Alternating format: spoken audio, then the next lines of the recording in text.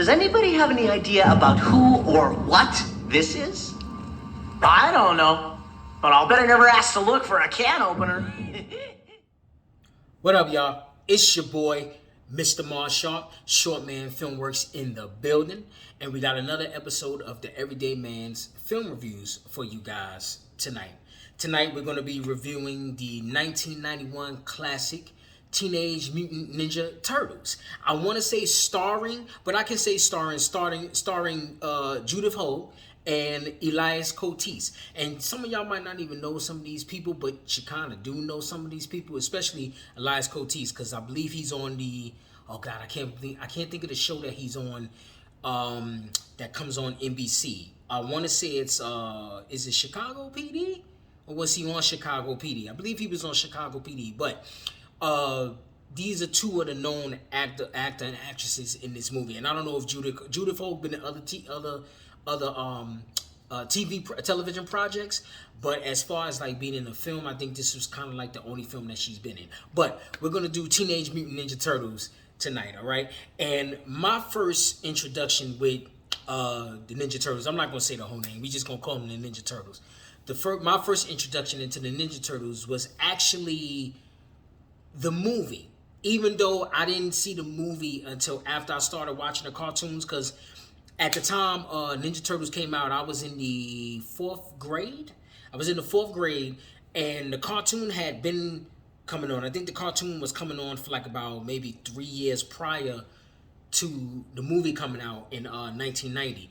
And you know, I heard all my friends was talking about, you know, Ninja Turtles, and it was never really something that I really got into until I guess the popularity of it. I got into it because of the popularity that everybody was talking about it, and I didn't know nothing about these turtles. All I knew was everybody was always talking about Michelangelo. Michelangelo was kind of like that cool turtle, and he had all of these phrases, and you know, just by the way he talked. And I was like, you know, one day as a kid, I was like, okay, well, let me check out this cartoon and let me see what it's all about.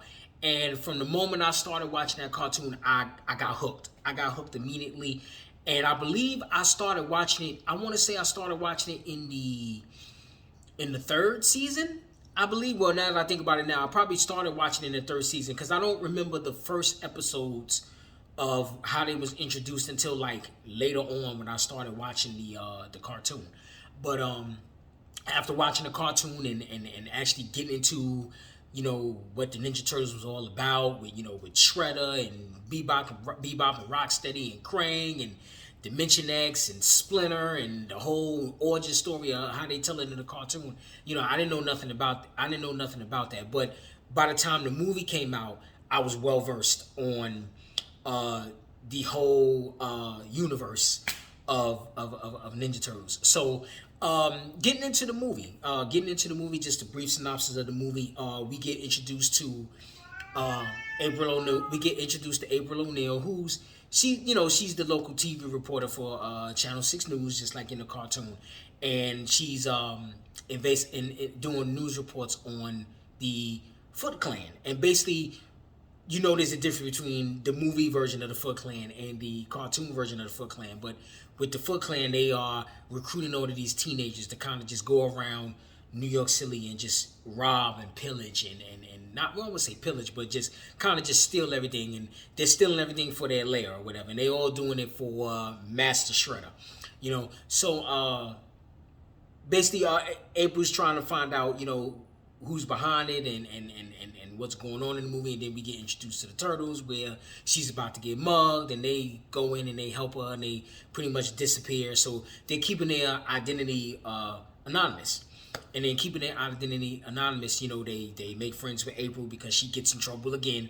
They make friends with her, bring her back to the lair, and Splinter tells her the whole story about, you know, how they came about. They was crawling through the ooze, and you know, they was just normal turtles, and they got through the ooze and mutagen, as in the cartoon says. But they go through the ooze and they grow up, and they get all these abilities. And Splinter, he's just a normal rat, and he gets these abilities of being able to talk and be able to communicate, you know. So once they go through the story, once April finds out their origins and she finds out the origins. Then Shredder comes out, and once Shredder comes out, and you find out that he's basically trying to take over the city in his own little way, or trying to get that Foot Clan to run things in a kind of organized crime type fashion, but then he has the Turtles standing in the way, which I kind of never really understood how the Turtles jumped up into his into the conflict of the Foot Clan, because they save April, then all of a sudden now Shredder has this beef with these Turtles, just kind of out of the blue. But it being geared toward kids, it's kind of like the type of movie where they want to keep the plot moving, and you just kind of want to get straight to the point of knowing that Shredder has this beef with these Turtles, and it's kind of like that in the cartoon. You don't really know what the beef is until it's explained in the cartoon, but in the movie they don't really explain it. You know what I mean? But he wants to find out where the Turtles are, and then you got this one character by the name of Danny, who's the son of April's boss, and he actually captures a glimpse of one of the Turtles, and he's going off an assumption. But anyway, the Foot Clan comes out, they go to April's apartment, they lay waste to the apartment, tear up shit, and they pretty much escape from the city, get time to regroup. Oh, and I forgot, Splinter gets kidnapped, and the Turtles really don't know what to do because they don't know who's behind it. And then once they go through April's apartment, it gets totaled. They go out to the countryside, April's old farmhouse. They go out to the countryside, kind of regroup, get themselves together, and then once they get themselves together and they come back to the city, they go back on this mission to say, hey, we're going to get Splinter back, we're going to take care of Shredder, we're going to take care of this Foot Clan, we're going to knock it all out, we're going to get it all taken care of. And they actually meet Casey Jones, who's actually, he actually befriends the Turtles from having a confrontation with Raphael on the street, pretty much. They have a confrontation, and Casey Jones is a vigilante, and he's a vigilante in the cartoon as well. But in the cartoon, he's a little bit more psycho in the cartoon. In this one, he has a little bit more of a I don't know. I want to say he has a little bit more. I want to say he has a little bit more humanity in this film, because he's a vigilante, but he's not as over the top as he is in the cartoon. In the cartoon, he's out there. You can tell Casey Jones has a whole lot of issues in the cartoon, but it's a cartoon, so it's supposed to be over the top. And in the film, he's dumbed down. I don't want to say he's dumbed down, but he's brought down to a human. He's brought down to a more realistic level. But jumping back into, I'm going off to the sidelines, but jumping back into the plot, they come back to the city. They save Splinter, and they save Splinter. They save the day. They pretty much save Splinter. They save the day. They save the city from the Foot Clan taking over. They have a little final fight with Shredder, they have a final fight with Shredder, with Splinter pretty much being a victor over him, explaining the story that you killed my master. Because in the cartoon, Hamato Yoshi and Oroku Saki are at odds. You know what I mean? And in the cartoon, Splinter is actually Hamato Yoshi, whereas in the movie, Splinter was actually the pet of Hamato Yoshi. And Oroku Saki came to his house because he was one of the number one Shadow Warriors, and Oroku Saki was pretty much jealous of him. Comes to his house, lays waste to him, but Splinter kind of counteracts him, but Splinter kind of attacks him, and once he attacks him, he figures out as he goes along, he's like, okay, this is the rat that pretty much attacked my face when I killed his master. So, the origin stories are a little bit different, but they still correspond with the story. So I think when I saw that in the movie theater, it didn't really throw off the mystique of the story. And I knew they had to kind of, when I look at it now, I figured they had to kind of change it to fit a more realistic perspective, so to say, a more realistic perspective, in the sense of the movie, that he wasn't this master that actually turned into a rat, but he was actually just a rat that got mutated into this humanoid form, which for the movie makes sense, you know what I mean? But if you did the cartoon version of it, I don't know, maybe the cartoon version probably would have made sense, but the direction that they did go in for the origin story was a great one to me. I enjoyed the origin story. But overall, man, I enjoyed this movie for what it was. It's 1991, so the movie is geared toward kids, but it still has a dark edge to it. And I don't want to say it has a dark edge to it, but it has an edge to it. And I remember, like, I hear about it now that a lot of parents were complaining that there was a lot of fighting in this movie and there was a lot of violence. There wasn't no language. Raphael said "damn" a couple of times. Okay, for a movie geared toward kids, maybe that was. I don't even want to say that was a little too much, because you got to think this was in an era. This was in 1990, so this was in an era where everything wasn't as PC that it is today. Probably if they tried to make it, which they did make a Ninja Turtles in 2014, and I think they made the sequel for it in 2016. But if they tried to make this kind of Ninja Turtles today, it probably wouldn't fly, because everything is so watered down. Everything is so watered down, and I think with this film, it stayed true to.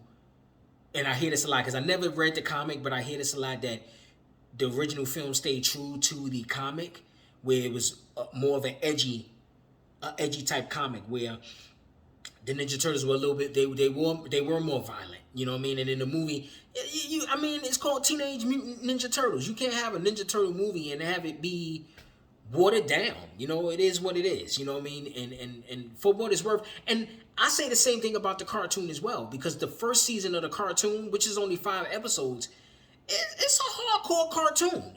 But I chuck that up because a whole lot of things back in the day were a lot more different. There was a lot more acceptable content on TV. A lot more things were acceptable in movies. A lot more things were acceptable in cartoons.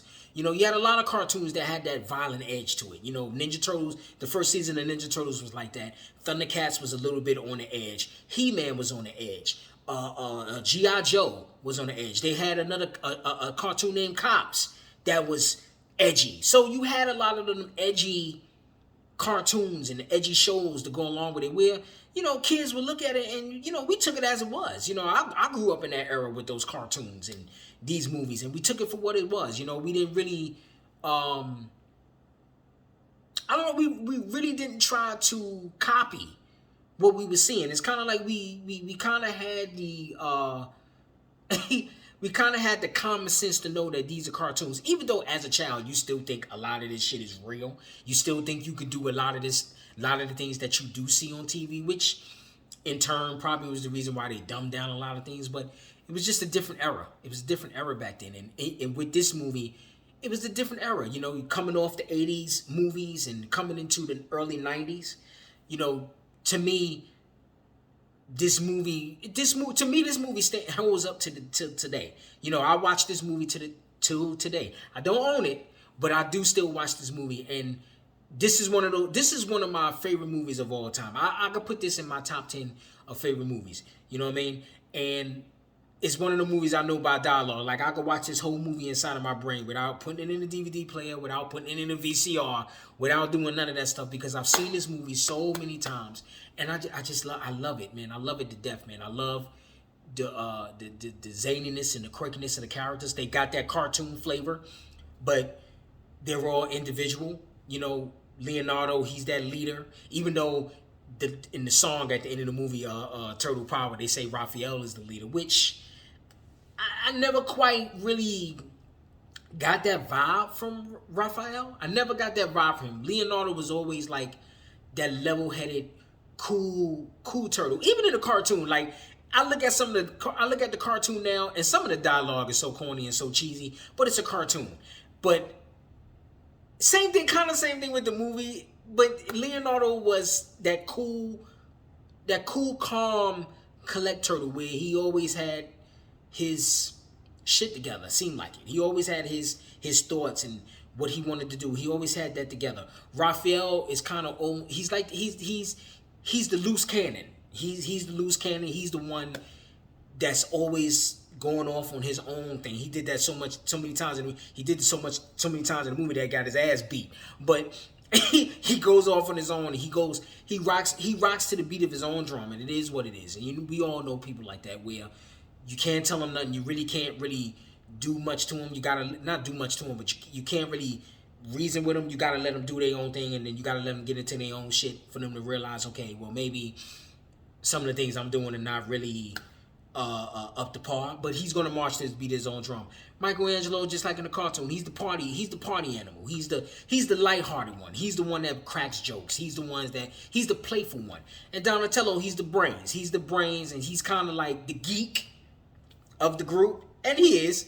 He and he's portrayed like that in the movie. In the beginning of the movie, everybody's saying these they coming off their first fight, and everybody's saying these awesome words. They like awesome and excellent, and he says bossa nova, and they look at him like bossa nova, and they like, who says that? Who says bossa nova? So you got the geek of the group, you got the fun one of the group, you got the rebellious one, and then you got the organized one. So I think putting those four characters together to make that unit, and then you got Splinter, who's the master of it all. He's the guru. He's the teacher. He's the one that they're learning everything from. Even though they're being influenced by the outside world, they're still learning everything from him. He's still the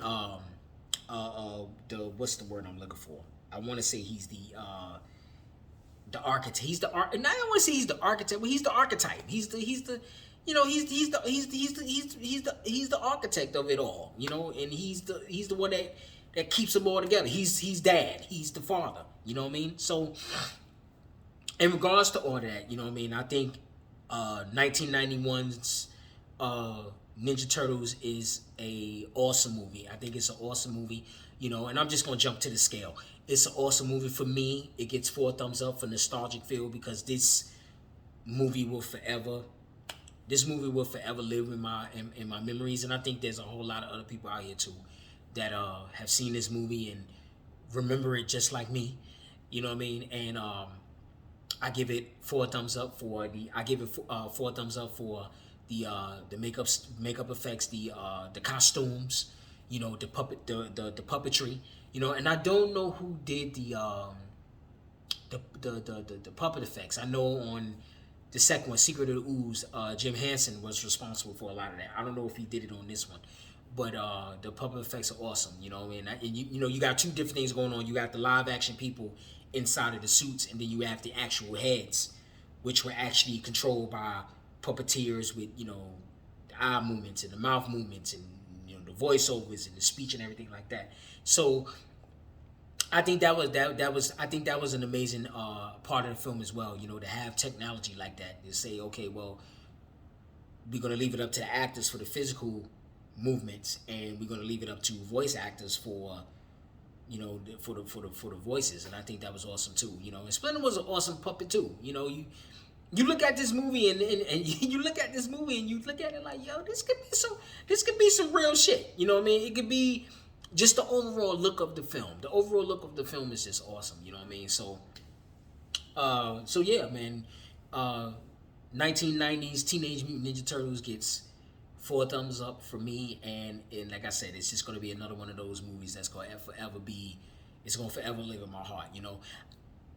And as I said before, if they put it in movie theaters, I'm going to see this shit. I'm going to see it in the movie theater. I saw it at 9, so I don't really have much memory of it being on the big screen, but I would love to go see it at this age that I am now, just to get that full theater experience again. All right, so that's my review on 1990s Teenage Mutant Ninja Turtles. Like, comment, subscribe to the channel. This is Mars Sharp. This is Short Man Filmworks, and these are the Everyday Man Film Reviews. I will see y'all on the next one, and y'all guys take care.